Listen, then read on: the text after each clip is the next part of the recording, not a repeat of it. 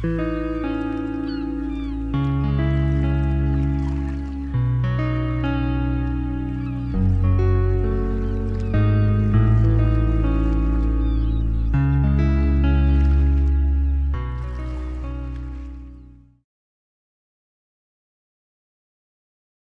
suis Pierre Jolivet, je suis auteur-réalisateur, j'ai fait le film Les Algues Vertes, tiré du roman graphique Algues Vertes, l'histoire interdite.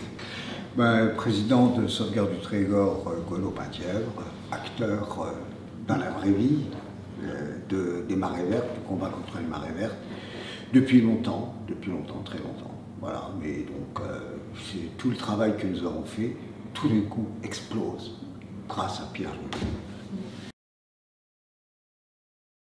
L'histoire est assez simple, c'est que les producteurs avec qui je travaille d'habitude, ils sont très fidèles, ont lu une bande dessinée, m'ont dit « il faut que tu lises une bande dessinée incroyable, c'est pour toi. Il y a plusieurs personnes qui voudraient racheter les droits, mais si toi ça t'intéresse, nous on va se mettre sur les rangs. » Et je lis la bande dessinée de Inès Léraud, Algues Vertes, l'histoire interdite, je découvre toute cette aventure des différents lanceurs d'alerte, Yves-Marie, André Olivreau, enfin voilà, je lis Pierre Philippe. Je trouve ça passionnant et en même temps je ne saurais pas quel film en faire parce que c'est beaucoup d'informations et moi au cinéma j'ai besoin d'humains, j'ai besoin de héros quoi. Donc je rencontre Inès Léraud et je lui dis le sujet est formidable, le livre est formidable, est-ce que vous accepteriez d'être l'héroïne du film? Parce que ce qui m'intéresse c'est la personne qui a fait ce livre et c'est comme ça que c'est arrivé. Et elle me dit d'accord.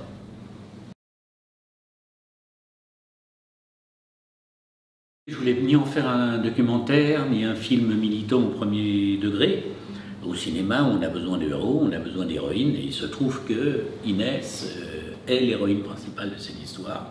Les autres lanceurs d'alerte aussi sont des héros de leur région, et pour le cinéma, il y a besoin d'une empathie. Si vous voulez, la bande dessinée, il n'y a pas d'humain dans une bande dessinée. Au cinéma, il y a de l'humain. On s'approche des gens, on voit leur sourire, on regarde leurs angoisses, on voit leur humour. C'est ça qui fait que tout d'un coup, ça devient du cinéma. Le cinéma, il apporte une dramaturgie. Une dramaturgie avec un début, un milieu, une fin, un moment de catharsis, où plein de gens ensemble, la bande dessinée, chacun la lit de son côté. Une émission de radio, chacun l'écoute de son côté. Tout d'un coup, ce qu'on a vécu hier soir, la première en Bretagne, c'est tout d'un coup 200 personnes, 300 personnes qui vivent ensemble, à un moment précis, une émotion. Et une mise en lumière. Il y a quelqu'un qui a dit quelque chose de formidable hier soir, il disait, vous savez, l'agro-industrie, c'est des sortes de Dracula qui pompent le sang de leurs victimes, mais ce qu'ils détestent, c'est la lumière. Et je crois que le premier travail qu'ont fait André, Yves-Marie, puis Inès, c'est une mise en lumière de quelque chose qui était sous-jacent. Et puis tout d'un coup, le cinéma, c'est une grande mise en lumière. Et c'est ça dont j'espère que ça aura un impact. Que l'héroïne est une femme, qu'elle vit avec une femme, que Morgane Large est une femme, c'est une autre lanceuse d'alerte, que Rosie Auffray, qui a perdu son mari, est une femme. Et donc c'est un film de femme, et c'est un peu un miracle qu'un réalisateur, homme, se soit retrouvé avec ce sujet, qu'elle m'ait fait l'honneur d'accepter d'écrire cette adaptation et de la mettre en scène. Mais ce n'est pas un hasard, parce que beaucoup des lanceurs d'alerte sont des femmes. Il y a quelque chose chez la femme, enfin je n'ai pas d'explication, je ne suis pas sociologue, je ne suis pas ethnologue, mais on se rend compte que très souvent, alors Yves-Marie est un peu une exception avec André Olivreau, mais en tout cas on se rend compte que très souvent, les lanceurs d'alerte sont des femmes. Et pour moi, c'est les héroïnes du monde moderne. On a besoin de héros, on a besoin d'héroïnes, eh bien elles le sont. Et c'était un film, c'est vrai, éminemment féminin et passionnant. En plus, j'ai pris beaucoup de techniciennes féminins sur l'équipe. La chef décoratrice c'est une femme, la chef costumière est une femme, la chef monteuse est une femme. Voilà, il y avait beaucoup de femmes dans l'équipe, il y avait quelque chose d'éminemment féminin et j'ai adoré ça.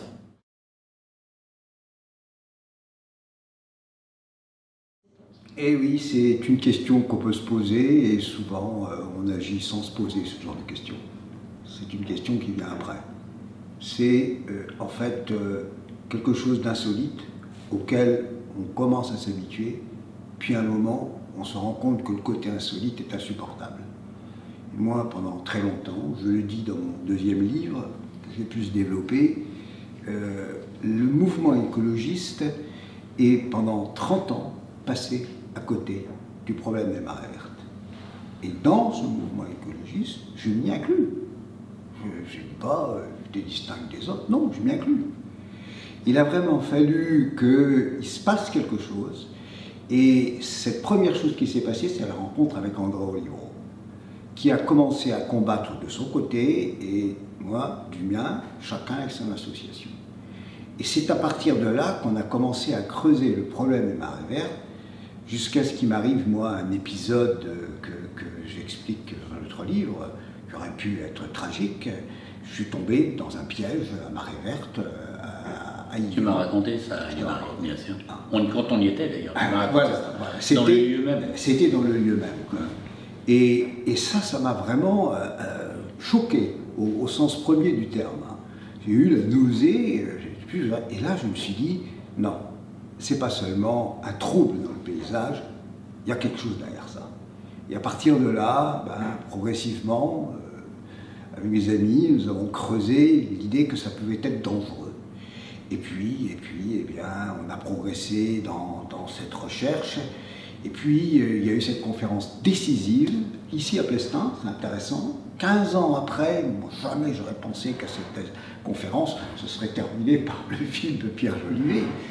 Pour la première fois, on a crié au monde entier, les marées vertes, ça peut tuer. Grâce à l'aide d'un médecin, Pierre Lenné, et d'un deuxième médecin qu'on avait invité, Pierre Philippe. Qui est d'ailleurs dans le film.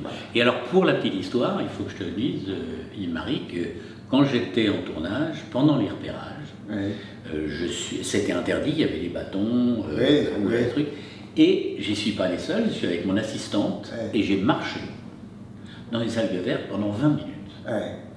Je regardais, je m'arrêtais. Alors, ce qu'il faut comprendre, c'est quand on marche, en général, les vapeurs sont derrière vous. Parce que quand on marche, ce qui émane, c'est vous avancez.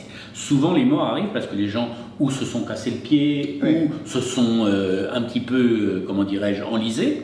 Et à partir du moment où vous êtes dans un endroit où ça remonte très fort et vous ne sortez pas de cet endroit, là, c'est extrêmement dangereux. Mais au bout de 20 minutes, on s'est senti très mal. C'est ça.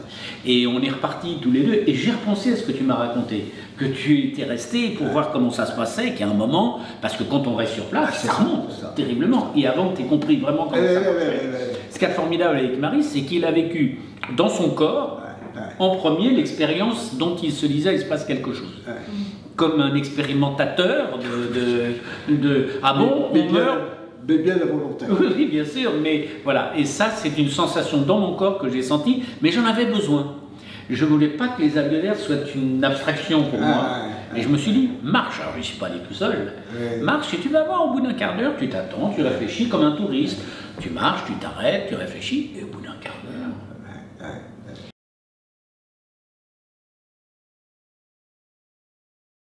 C'est Yves-Marie qui m'a aidé, plus que moi je les ai aidés. J'ai lu le livre d'entrée, Yves-Marie m'a donné son deuxième livre, on s'est échangé, il a lu le scénario, il a pris des notes.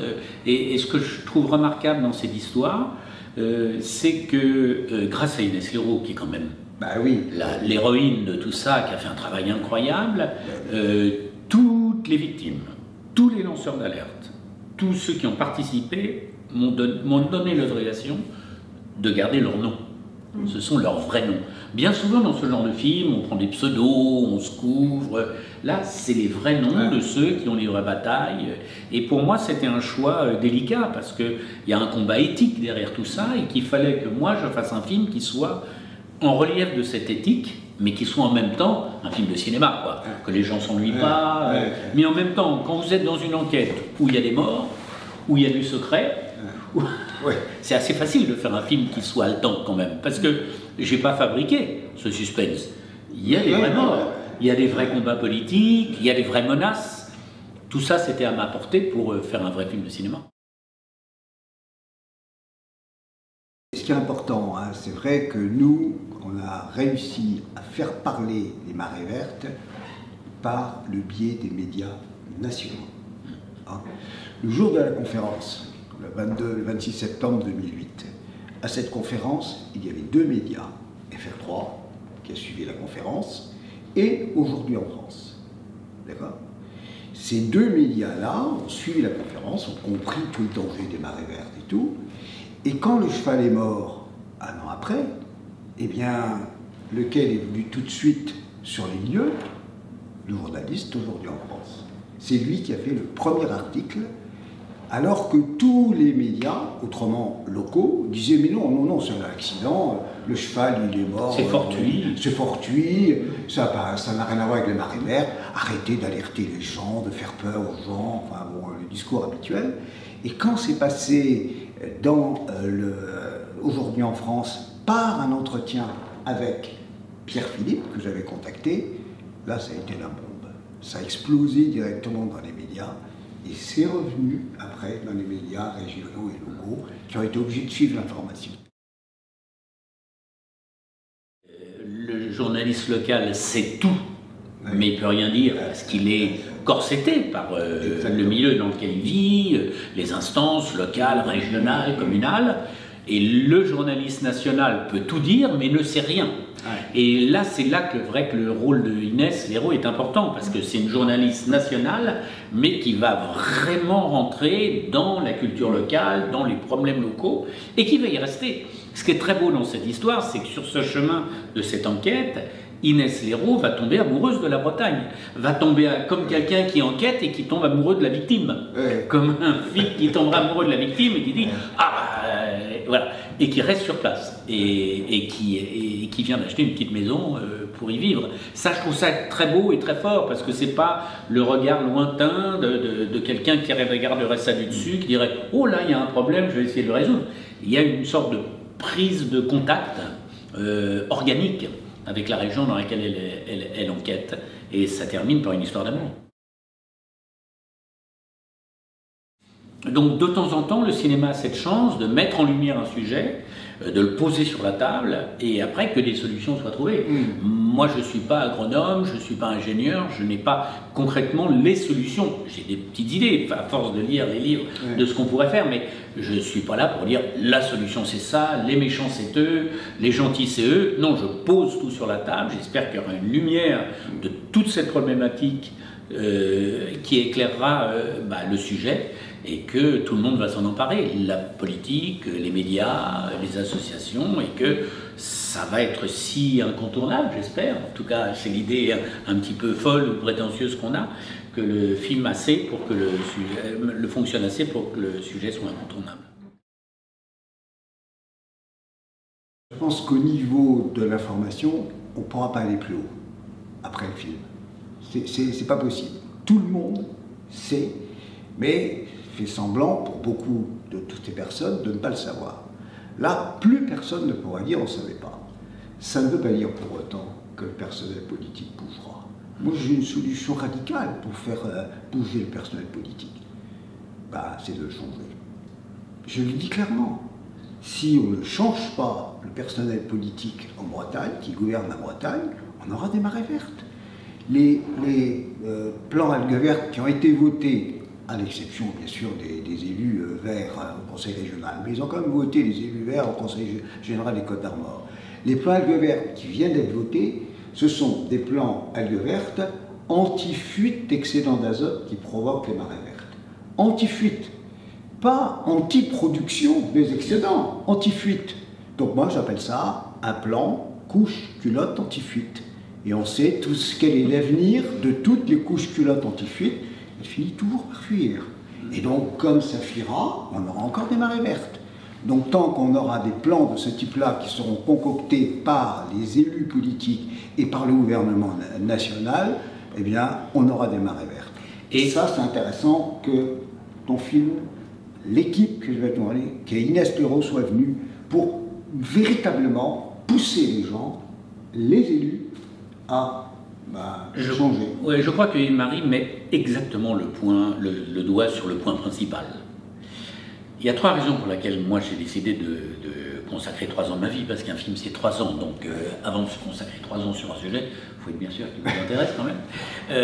Et il y a 3 raisons. C'est le combat humain de Inès, avec les difficultés, les dangers, les pressions, voilà, ça c'est, au niveau cinéma c'est formidable. La deuxième raison c'est cette omerta de toute une région, parce que c'est pas un film sur un industriel qui, à un endroit, ferait quelque chose de monstrueux, on sait qui est le méchant, on le vise, on va faire un procès, comme Erin Brockovich par exemple. Et à la fin on gagne parce qu'on a gagné un procès contre cette industrie. Non, non, c'est toute une région. C'est toute une région qui, organiquement, je dirais, se préserve pour que le système agroalimentaire, agro-industriel continue de prospérer pour des raisons très complexes qui seraient trop longues d'expliquer ici. Et ce qui m'intéresse en troisième lieu, c'est ce dont vient de parler Yves-Marie, c'est-à-dire qu'est-ce qui se passe sur les marées vertes, c'est pour le monde entier. C'est-à-dire qu'on est dans un système qui surproduit, et il se trouve que les marées vertes, c'est une chance entre guillemets, on les voit. Alors que la plupart des pollutions ne se voient pas. Alors quand vous vous dites qu'une pollution qui se voit, on a tellement de mal à la convaincre, à la combattre, et à convaincre qu'il faut la combattre, vous imaginez pour celles qui ne se voient pas. Là, c'est une mise en abîme qui est un petit peu effrayante quand même. Moi, le phénomène qui m'a vraiment intéressé dans tous les refus qu'on avait, de beaucoup de municipalités, de communautés de communes et tout ça, c'est arrêtez de parler des algues vertes. Arrêtez d'en parler. Et j'ai essayé de dire, non mais je vais faire le film quand même. Donc autant que vous nous aidiez à faire le meilleur film possible, qui vous aidera par la suite à mener les meilleurs combats possibles pour que les algues vertes s'arrêtent sur vos plages, que l'odeur s'arrête. Voilà. Si vous nous aidez à convaincre les algues vertes, c'est vous-même les premiers bénéficiaires, parce que c'est vous qui en sauverez. Mais je n'ai pas réussi à faire entendre ce discours. C'était vraiment arrêtez de parler des algues vertes, et ils n'ont pas compris que j'allais en parler quand même. Et ben j'en parle quand même. Et le film a un écho, en tout cas, on est très surpris de l'accueil incroyable qu'a le film. Pour l'instant, voilà, c'est la 3e avant-première, c'est plein partout. Il y a une demande, on pourrait faire 2 séances partout, c'est qu'il se passe quelque chose, donc je pense que ça va faire réfléchir ces élus. Mais je les comprends aussi, parce qu'il ne faut pas être trop manichéen. Je comprends qu'il y a beaucoup de gens, et c'est ce que raconte le film, qui travaillent dans l'agro-industrie, et qui sont dans les conseils municipaux, qui sont dans les conseils généraux, qui sont partout. Donc à partir du moment où un élu dit « mais bien sûr, vous pouvez y aller, vous avez carte blanche », il sait que va se retourner contre lui une partie de son électorat, une partie de ses élus. Et moi j'ai vécu un moment incroyable d'un conseil municipal que j'ai fait en Zoom pour avoir une autorisation d'un tournage, et où franchement l'ambiance était très dure. Parce que le premier adjoint disait « moi je veux que vous tourniez ». C'est normal, il faut que vous tourniez. Et le maire me disait, non, il n'est pas question que vous tourniez. Et là, j'ai découvert, quand j'ai commencé à travailler, à faire les repérages, à venir avec Inès dans tous les villages où on voulait tourner, ce schisme incroyable. C'est pour ça qu'il y a une dramaturgie dans ce film et dans cette histoire. Ce schisme entre les maisons où je disais bonjour, Pierre Jolivet, je voudrais faire un film sur les algues vertes. Ah, vas-y, je peux te tutoyer, entre, qu'est-ce que tu veux, qu'est-ce que je peux faire, je te donne mon champ. Et puis je passais dans la maison d'à côté, bonjour, je voudrais faire un film, et la porte était refermée.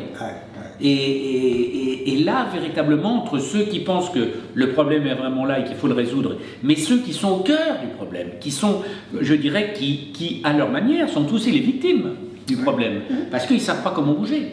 Parce qu'ils sont enfermés dans un système, l'agro-industrie, les coopératives qui n'ont plus de coopératives que le nom, et ils sont cernés, embrigadés, et ils sont pour beaucoup plus agriculteurs, avec ce que ça veut dire d'amour de la terre, d'amour des animaux, ils sont devenus ouvriers agricoles. Et du coup, il y a une perte de sens terrible qui fait qu'il y en a 2 qui se suicident par jour. Enfin, c'est le taux de suicide le plus grand. L'agriculture, c'est le plus grand taux de suicide. Donc le film a des terminaisons nerveuses très incroyables, très profondes, très bouleversantes, et ce qui me plaît, enfin ce qui m'intéresse, très universel, c'est ça. Évidemment, Inès a raison, plus on rencontre, plus on parle, plus le niveau de conscience augmente. Maintenant, avant que ça bouge, on prend des décisions avec les élus qui comprennent. Et puis après, vous avez le lobby agro-industriel qui leur tombe dessus. Et ça devient très compliqué. Et même on peut, vous savez, on peut faire voter les lois, mais à partir du moment où ceux qui sont concernés livrent bataille pour qu'il n'y ait que 10% de la loi qui soit efficace, et vous avez 90% de pertes. Et donc c'est vraiment compliqué.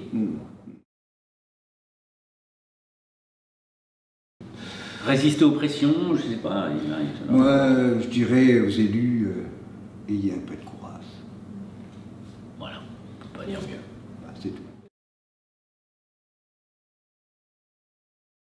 Moi, je leur dirais, allez vivre une histoire humaine qui vous paraît loin de vous, dont vous êtes au courant de tous les tenants et les aboutissants techniques. Venez vivre une histoire humaine avec les lanceurs d'alerte qui ont fait le travail.